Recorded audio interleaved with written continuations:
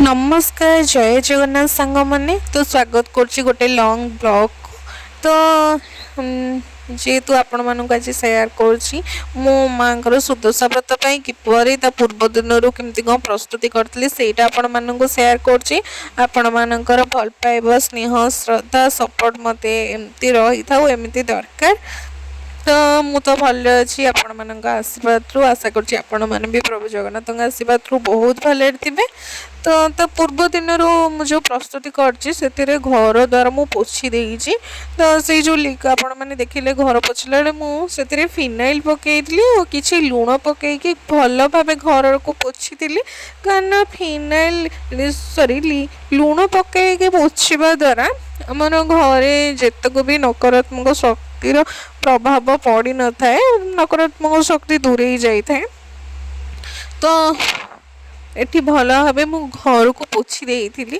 कारण माँ पूजा राति पाइले जेहेतु गुरुवार माँ पूजा आमको घर को पूरा परिष्कार परिच्छन्न रखा कथा और निज मन भक्ति पूजा करने कथा मु तो बहुत सांग मैंने खुशी अच्छी कारण 2 वर्ष पर माँ व्रत पड़ा मु व्रत कर एत दिन पर सुजोग पाइली मत तो बहुत ही खुशी लगुच तो आपण मानक कहला बेलू भी मो माने मत भी माने आखिर लुह आस माँ पूजा कला बेले भी माने पूजा करी से सौभाग्य पाइली सेटा बहुत ही खुशी अच्छी मामा पूजा करी दे था कारण जदि मामा था कारण मामा पूरी जाइए से मत पूजा करार अच्छे से मो बहुत बड़ सौभाग्यर कथा तो पूर्व दिन जेहेतु मु प्रस्तुति करी तो ये ठाकुर घर ताकू भी आम परिष्कार परिच्छन्न रखा और ठाकुर जितक भी बासन कुसन था मुझे पूर्व राति ही सब माजी देली तो बुधवार दिन ही प्रस्तुत करदेली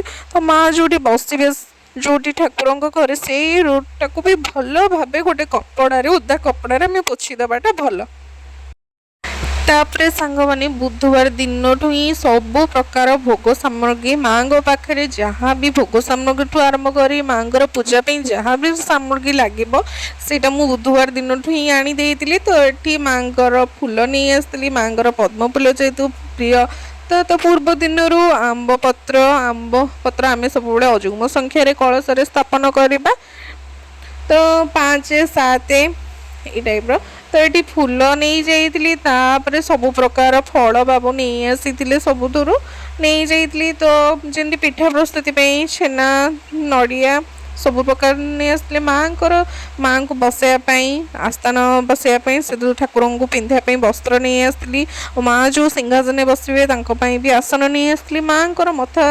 बहुत सुंदर गोटे चुनरी भी नहीं आसती तो ठाकुर घर पूर्व दिन सब प्रकार बासन कुसन मु माजी देगी तो आपण मैंने देखिए संजय दबा पर मु सब प्रकार प्रस्तुति करके सब थोई देइतली तो आमर सांग मैंने खाइबा को टिके डेरी माने आमर खाइबा सब डेरी समय आसिक 11:30 है बट काम सरुनी तो जेहेतु माँ काम मु तो बहुत ही खुशी अच्छी बहुत ही एक्साइटमेंट अच्छी माँ पूजा मु करी तो सत्य कहबो गले माने जिते टायर्ड लगले भी मते किछि लागुनी माने लागुची हेले किनु निद होनी सेही टाइप रो तो एठी आपण मानकु मो निजर जहाँ भी निज निजर किसी जिनस आपण मानकु शेयर करछि मु जानी आपण माने मो कथा को सुनि के हसुथिबे कि कोन करथि मु निजे भी जानी तो आपण मानकु मु जहाँ जहाँ प्रस्तुति करछि सेटा शेयर करछि तो ठाकुर घर को सफा कर सब रात किंतु रोसई घर को आम पूरा सफा रखी देइथिबा तो पूर्व दिन जो चाउलटा बतुरी से चाउल को आम घर दुआर बंध मानक राति ही पकई देइथिली किंतु माँ पाखे सज चिता ही पड़ो तो ये मुझे गाधे पाधे आसी लुगा पिंधि समय आसिक 4टा है तो देखो आपण मानक मु केमती कौन पूजा करुँची। नमस्कार जय जगन्नाथ सांग मैंने अलरेडी मु बाहर जाइए समय आसिक 5टा हो सारा तो चलतु केमती कौन मु पूजा करुँची और सुदशा व्रत आपण मान समस्त मो तरफ अनेक शुभेच्छा और अभिनंदन भिडियोटी को जारी पर्यंत और शेष पर्यंत देखते। ମୁଁ ରେଡ଼ି ହେଇ ଆସି ଯାଇଥିଲି। ଆମେ ମୁଣ୍ଡ ପୂର୍ବ ଦିନରୁ ସଫା କରିଦେବାଟା ସାଙ୍ଗମାନେ ଭଲ, କାରଣ ଓଦା ଚୁଟି ବା ମୁକୁଳା ଚୁଟି କରିକି କେବେ ବି ଆମେ ଠାକୁରଙ୍କୁ ପୂଜା କରିବା କଥା ନୁହେଁ ବା ଯେକୌଣସି ଦେବାଦେବୀଙ୍କୁ ବି ପୂଜା କରିବା କଥା ନୁହେଁ। ଚୁଟିକୁ ଭଲ ଭାବେ ଶୁଖେଇ ଦେଇଥିବା। ତାପରେ ଏଠି ମୁଁ ଠାକୁରଙ୍କ ଘର ପୂଜା କରି ବୃନ୍ଦାବତୀଙ୍କ ପାଖରେ ପୂଜା ସାରି ସୂର୍ଯ୍ୟଙ୍କୁ ଜଳ ପ୍ରଦାନ କରି ଏଠି ମୋ ମାଆଙ୍କୁ ସଜ କରିଦେଉଛି। ତାପରେ ମୁଁ କଳସ ସ୍ଥାପନା କରିଛି, କୁମ୍ଭ କଳସ। ମାଆଙ୍କୁ ଆପଣମାନଙ୍କୁ ଦେଖେଇବି କେତେ ସୁନ୍ଦର ଭାବେ ମାଆଙ୍କୁ ସଜେଇଛି। ଏଠି କୁମ୍ଭ କଳସ ପାଇଁ କଳସକୁ ଆମେ ସବୁବେଳେ ଜମା ଖାଲି ରଖିବାନି, ତାଙ୍କ କଣ୍ଠରେ ଆମେ ଗୋଟେ କପଡ଼ା ମାନେ ସାଲୁକନା କପଡ଼ାରେ ବାନ୍ଧି ଦେଇଥିବା। ତ ଏଠି ଯେକୌଣସି ଫଳ ଯେହେତୁ ନେବା କଥା, ମୁଁ ନଡ଼ିଆ ହିଁ ନେଇଥିଲି। ଆପଣ ଚାହିଁଲେ କଦଳୀଠୁ ଆରମ୍ଭ କରି ସବୁ ପ୍ରକାର ଫଳ ସେଉ ହେଉ ନେଇପାରିବେ। ତ ତାପରେ ସେଥିରେ ମୁଁ ଗୋଟେ ନାଲି କପଡ଼ା ଗୁରେଇ ଦେଇଥିଲି। ତ ସେଥିରେ ଆମ୍ବ ପତ୍ର, ଯେହେତୁ ସେଇ ଆମ୍ବ ପତ୍ରରେ ଆମେ ଚନ୍ଦନ ସିନ୍ଦୁର ଲଗେଇଦେବା। ତ ତା ତଳେ ଆମେ ଚାଉଳ ରଖିବା। ତ କଳସରେ ଆମେ ଗୋଟେ ସ୍ୱସ୍ତିକ ଚିହ୍ନ କରିଥିଲି। ତା ଭିତରେ ଚନ୍ଦନ ସିନ୍ଦୁର ଅଗୁରୁ, ତ ଆମେ ଚାହିଁଲେ ଚାଉଳ, ଯଦି ଆପଣଙ୍କ ପାଖରେ ଅଛି କଏନ୍ ବି ଚାହିଁଲେ ଗୋଟେ ପକେଇ ପାରିବେ ମୁଦ୍ରା। ତ ବହୁତ ସୁନ୍ଦର ଭାବେ ମୁଁ କଳସ ସ୍ଥାପନ କରିଦେଇଛି। ଆଉ ଫୁଲ ଦେବା, କେବେ କଳସକୁ ଖାଲିରେ ସ୍ଥାପନ କରିବା ନାହିଁ। ତ ଏଠି ମୁଁ ବାଲ୍ୟ ଭୋଗ ପାଇଁ ମାଆଙ୍କର କ'ଣ କ'ଣ ନେଇଛି ଆପଣମାନଙ୍କୁ ସେୟାର କରୁଛି। ତ ମୁଁ ଏଠି ନେଇଥିଲି, ମାଆଙ୍କ ପାଖରେ ଯେହେତୁ 10 ପ୍ରକାରର ଭୋଗ ଲାଗିବ, ତ ମୁଁ ବାଲ୍ୟ ଭୋଗରେ ନେଇଥିଲି ଛେନା, ଆଉ ସେଥିରେ ନେଇଥିଲି କିଛି ନଡ଼ିଆ ପକେଇଥିଲି, ତ ଗୁଡ଼ ପକେଇଥିଲି, ଗୋଲମରିଚ ଗୁଣ୍ଡ ପକେଇଥିଲି, ଗୁଜୁରାତି ଗୁଣ୍ଡ ପକେଇଥିଲି। ତ ଫଳ କିଛି ନେଇଥିଲି, ସବୁ ପ୍ରକାର ଫଳ 4ଟା ହଉ 5ଟା ଆପଣ ପକେଇଦେବେ। ଯେତେ ପ୍ରକାର 10 ପ୍ରକାର ଆପଣ କରିବାର ଅଛି। ଡ୍ରାଏ ଫ୍ରୁଟ୍ସ ବି ଚାହିଁଲେ କରିପାରିବେ। ଏମିତି 10 ପ୍ରକାର ଚକଡ଼ା ଭୋଗ କରିକି ମୁଁ ଠାକୁରଙ୍କ ପାଖରେ ଭୋଗ ଲଗେଇଥିଲି। ତ ମାଆଙ୍କୁ ଅତି ସୁନ୍ଦର ଭାବେ ମୁଁ ସଜେଇଥିଲି। ମାଆଙ୍କୁ ଆମେ ଯେଉଁଠି ସ୍ଥାପନା କରିବା ସେଠି ଆମେ କିଛି ନହେଲେ ଗଙ୍ଗା ଜଳ ବା ପଞ୍ଚାମୃତ କରିକି ସିଞ୍ଚନ କରିବା। ମାଆଙ୍କୁ ବି ପଞ୍ଚାମୃତ ସିଞ୍ଚନ କରିଦେଇଥିଲି, ଗଙ୍ଗା ପାଣି ସିଞ୍ଚନ କରିଥିଲି, ଚନ୍ଦନ ସିନ୍ଦୁର ଲଗାଇ ଦେଇଥିଲି। ମାଆଙ୍କୁ ବହୁତ ସୁନ୍ଦର ଭାବେ ସଜେଇ ଦେଇଥିଲି। ଏଠି ମୁଁ ବାଲ୍ୟ ଭୋଗ ଲଗାଇବା ପାଇଁ ତ ଏଠି ଧୂପ ଲଗାଇ ଦେଇଥିଲି। ତ ମାଆଙ୍କୁ ପୂଜା କରିଦେଇଥିଲି। ତ ବହୁତ ହିଁ ଭଲ ଲାଗୁଥିଲା ପୂଜା କରିବା ସମୟରେ। ଏଠି ଆପଣମାନଙ୍କୁ ଦେଖାଉଛି ତ ମାଆଙ୍କୁ ବହୁତ ସୁନ୍ଦର ଭାବେ, ଯେତେ ସୁନ୍ଦର ଭାବେ ସଜେଇ ପାରିବା। ତ ଆମେ 10ଟି ପ୍ରକାର ଦୁବ, 10ଟି ବରକୋଳି ପତ୍ର, ଆମ ଯେଉଁ ବ୍ରତ ପିନ୍ଧିବା ସେଇ ବ୍ରତକୁ ହଳଦୀ ପତ୍ରରେ ବୁଡ଼େଇକି ରଖିଦେଇଥିଲି ମାଆଙ୍କ ପାଖରେ। ସେଥିରେ ଦୁବ, ବରକୋଳି ପତ୍ର, 10 ମୁଠା ଚାଉଳ ସବୁ ଥୋଇ ଦେଇଥିଲି। ତ ମାଆଙ୍କ ପାଦ ତଳେ ବି ସେମିତି ଦୁବ, ବରକୋଳି ପତ୍ର ଥୋଇ ଦେଇଥିଲି। ଦେନ୍ ଚାଉଳ ବି ଥୋଇ ଦେଇଥିଲି। ତ ମୁଁ ଗୁଆ, ଯେହେତୁ ଆମର ଗୋଟିଏ ପୂଜା ହେଇଥିଲା, ଗୁଆ ଥୋଇ ଦେଇଥିଲି। ତ ମାଆଙ୍କୁ ଏଠି ଦେଖିପାରୁଥିବେ ବହୁତ ସୁନ୍ଦର ଭାବେ ମାଆଙ୍କୁ ସଜେଇ ଦେଇଛି। ତ ମାଆଙ୍କ ପାଖରେ ମାଆଙ୍କ ବହି ଥୋଇ ଦେଇଥିଲି। ତ ଏଇଠିକିନା ମୁଁ ବ୍ରତ ଥୋଇ ନେଇଛି। ମାଆଙ୍କୁ ବହୁତ ସୁନ୍ଦର ଭାବେ ମୁଁ ଏଠି ବାଲ୍ୟ ଭୋଗ ପ୍ରସ୍ତୁତି କରିଦେଇଛି। ତାପରେ ଆପଣମାନଙ୍କୁ ଦେଖାଉଛି ମୁଁ ଦୁଆର ବନ୍ଧରେ କେମିତି ଦୁବ, ବରକୋଳି ପତ୍ର, ଚାଉଳ ସବୁଠି ଦେଇଛି। ଯେହେତୁ ଆମେ ଦୁଆର ବନ୍ଧ ମାନଙ୍କରେ, ଯେହେତୁ ଗୁରୁବାର, ଆଜି ଦୁବ କିଛି ନହେଲେ କ୍ଷୀର ଚାଉଳ ପ୍ରତି ଗୁରୁବାର ଦେବା କଥା। ପ୍ରତି ଗୁରୁବାରରେ ମୁଁ କ୍ଷୀର ଚାଉଳ ଦେଇଥିଲି। ଏଠି ସବୁ ଦୁଆର ବନ୍ଧରେ, ଯେହେତୁ ଯେଉଁଠି ଯେଉଁଠି ମାଆଙ୍କର ପାଦ ପକେଇଛି ସେଇଠି ମୁଁ ସବୁଠି ଦୁବ, ବରକୋଳି ପତ୍ର, ଫୁଲର ଆସ୍ଥାନ ଦେଇଥିଲି। ତାପରେ ମୁଁ ଶଙ୍ଖୁଡ଼ି ଭୋଗ ପାଇଁ ପ୍ରସ୍ତୁତି ଆରମ୍ଭ କରିଥିଲି। ଏଠି ମୁଁ ନଡ଼ିଆ କୋରେଇ ଦେଇଥିଲି। ଶଙ୍ଖୁଡ଼ି ଭୋଗରେ ବି ମୁଁ କେମିତି କ'ଣ ପିଠା ପ୍ରସ୍ତୁତିରେ ବି କ'ଣ 10 ପ୍ରକାର ଜିନିଷ ମିଶିକି ପିଠା ପ୍ରସ୍ତୁତି ହେବ। ଏଠି ଆପଣମାନଙ୍କୁ ଦେଖାଉଛି ନଡ଼ିଆ ନେଇଥିଲି, ଗୁଜୁରାତି ନେଇଥିଲି, ଗୋଲମରିଚ ନେଇଥିଲି, ଅଳେଇଚ ନେଇଥିଲି, ଡ୍ରାଏ ଫ୍ରୁଟ୍ସ ଭିତରୁ କାଜୁ ନେଇଥିଲି, ପିସ୍ତା ନେଇଥିଲି, ଗୁଡ଼ ନେଇଥିଲି, ଛେନା ନେଇଥିଲି, ମହୁ ନେଇଥିଲି, ତ ଅଦା ଟିକେ ନେଇଥିଲି। ଏହି ପ୍ରକାର 10ଟି ପ୍ରକାର ଜିନିଷ ଆମେ ନେଇକି ଆମେ ପ୍ରସ୍ତୁତି କରିବା ଆମର ଶଙ୍ଖୁଡ଼ି ଭୋଗ ପାଇଁ। ତ ଯେହେତୁ ପିଠା ପ୍ରସ୍ତୁତି କରିବା, ତ ଚାଉଳ ଯେହେତୁ ବତୁରେଇ ଦେଇଥିଲି ସକାଳୁ ଗାଧେଇ ପାଧେଇ, ତ ସେଇ ଚାଉଳକୁ ମୁଁ ବାଟି ଦେଇଥିଲି।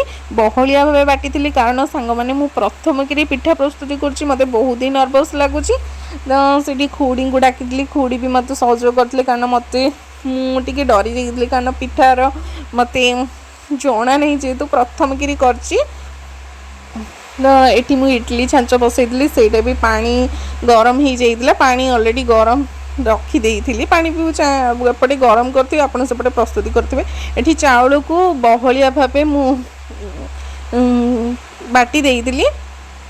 तापर प्रस्तुति करदेलु आम खुड़ींकर मोर मिसिकी पिठा जेहेतु चाउल खुड़ी कहते आमर सुजी प्रस्तुत करने जेहेतु मो माँ प्रथम कि संकल्प कर मो मन कि आसला ना माँ पूजा जेहेतु आम दुई जन खुड़ी आपणकर मोर मिसिकी आम चाउल प्रस्तुत करवा तो मुझे कही जेहेतु तो सी भी खुड़ी भी केवे कर चाउल सी से कहते सुजी बट मु साहस करी खुड़ी कहली जे आम प्रथम कि हो पचे आम प्रस्तुति करवा माँ को नाम धरिकी प्रस्तुति करवा सबकि ठीक हम पिठा भी प्रस्तुति ठीक थिला बट सत कथा कह गले टिके टाण थिला मुझे मानक जहाँ सत सेटा ही सेयार करुँची तो ये चकड़ी देती 10 पूरा जो मंडा प्रस्तुति हाँपाई ये जंतणी आमर प्रस्तुति हो जाइला तापर आपण मान से खुड़ी आमर भल भाव करदे पिठा ये मु पिठा को लेकिन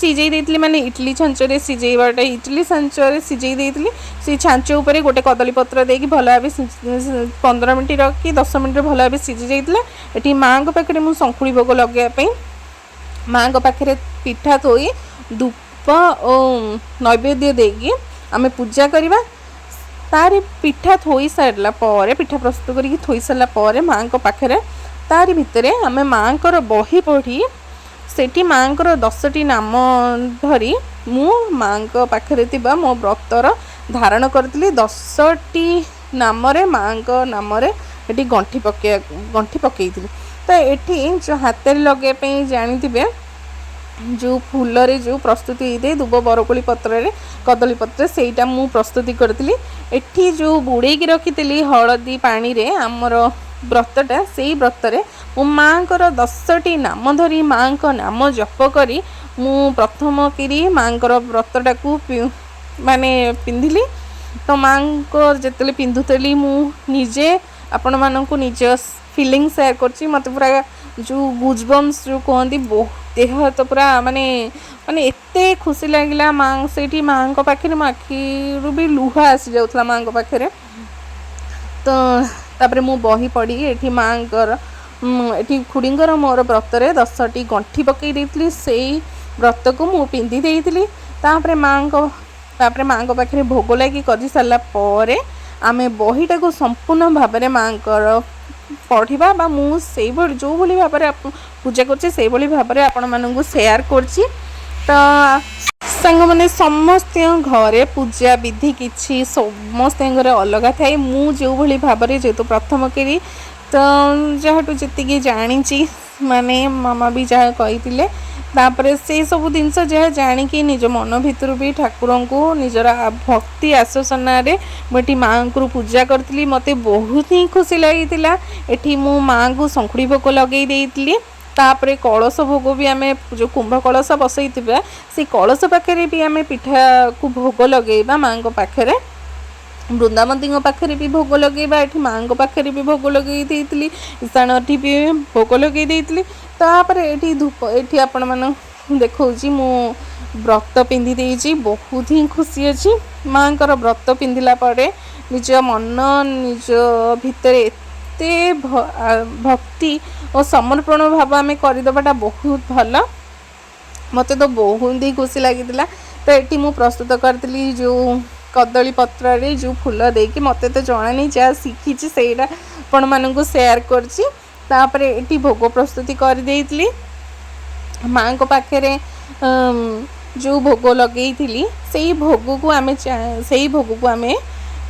खाई परिबा तो ये माँ बही पढ़ी देती माँ बही पढ़ला बेले बहुत बहुत ही खुशी लगी तो माँ केमिति संपूर्ण पूजाटी तो सांग मैंने माँ ये व्रत पूजाटी मु किपरि भाव में कली भिडियो टी शेष पर्यटन देखिले जानीपारे तो जदि मो द्वारा भी किसी भूल बा त्रुटि रही जाइतिबो मो माँ पाखे पूजा सारापर माँ पाखे आम क्षमा प्रार्थना कर क्षमा मागिदेवाटा भल कारण जदि भी आम अजाणत किसी दोष त्रुटि रही जाए जेहेतु प्रथम कि करुँची मुझे पूजा करुँची तो बहुत खुशी लगुच तो जदि किसी जापारे तो माँ पाखे से भूल मागी देती तो जहाँ भी किसी मो पाखे दोष थी क्षमा मागी देती ये मु बही पढ़ला बेले माँ को धूप दीप नैवेद्य झुणा ବନ୍ଦାନ କରି ବା ମାଙ୍କୁ ଆଳତି କରିକି ବହିକୁ ସମ୍ପୂର୍ଣ୍ଣ ଭାବରେ ପଢ଼ି ଦେଇଥିଲି।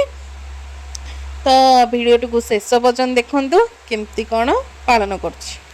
ସାଙ୍ଗମାନେ ଆପଣମାନେ ଭିଡ଼ିଓଟିକୁ ଜାରି ରଖିଥିବେ। ତ ଏଇନା ମୁଁ ମାଙ୍କ ପାଖରେ ଶଙ୍କୁଣି ଭୋଗ ଲଗାଇ ଦେଇଛି। ତ ମାଙ୍କୁ କିଭଳି ଭାବରେ ଉତ୍ଥାପନା କରୁଛି ତ ଭିଡ଼ିଓଟିକୁ ଶେଷ ପର୍ଯ୍ୟନ୍ତ ଦେଖିଲେ ଜାଣିପାରିବେ। ତ ଦେଖୁଛି ଆପଣମାନଙ୍କୁ ଫାଇନାଲି ମୁଁ ବ୍ରତ ପିନ୍ଧି ନେଲି।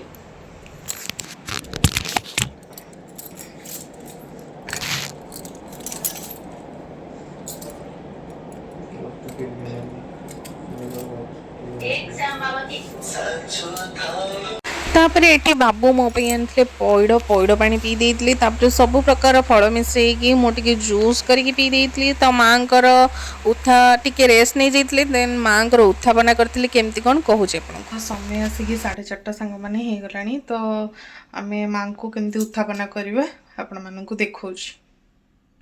तो माँ को मु पणा देकी उत्थापना करी गुड़ को क्षीर देकी उत्थापना करी धूप दीप नैवेद्य देकी जमी माँ को उत्थापना करी। माँ को उत्थापना कला बेले मत बहुत ही दुख लगे। मो आखिरी लुह आसला माँ को आशीर्वाद आपण मान आशीर्वाद जमी मो माँ को आशीर्वाद सब बेले समस्त था एति मोर कामना। तो माँ पूजा भल भल कर देती। बहुत ही खुशी लगी माँ पूजारे जदि मु किसी त्रुटि रखी थी माँ को मुझे क्षमा मागी नहीं। तो माँ को उत्थापना कर देती। तो माँ को उत्थापना कला बेले जो फूल थी जहाँ भी आम ये जिनस थी भल भाव काढ़ी नहीं कि गोटे जरी रखिवा से जिनस को आम पानी रे विसर्जन करवा।